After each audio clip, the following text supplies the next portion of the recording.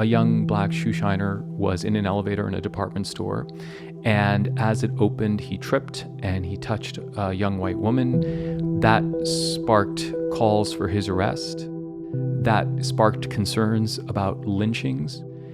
Those calls for lynching sparked a call from the black community in Tulsa to come to his defense.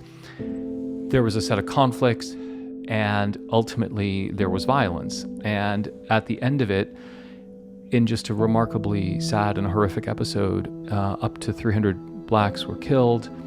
It was the destruction of this incredibly vibrant, economically prosperous area of blacks in Tulsa, known as Black Wall Street, in a part of town known as Greenwood. The question coming out of it is, should there be reparations for that specific event? And then more broadly, how do we come to think about repairing the kind of tragedy of American history, which is, of course, slavery and the racial injustice that has run through it? Despite the fear that they must have felt, the survivors filed claims against the city, against the state for the destruction of wealth.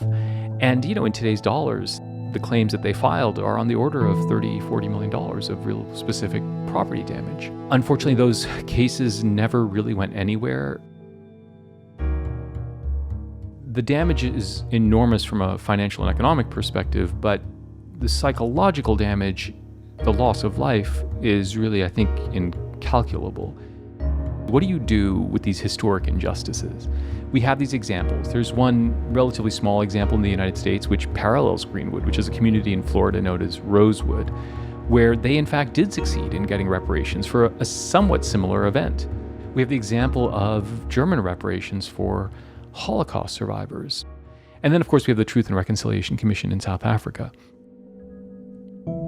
I suppose I really wanted to channel my frustration from last summer of 2020 and the George Floyd murder into something productive. And I thought the best thing I could do is create a piece of pedagogic material that would speak to those underlying questions. And in part, I wanted to highlight what happened in Tulsa, and then I wanted to lay the intellectual and pedagogic foundations for discussing this really difficult question of reparations and how we can address injustices of the past.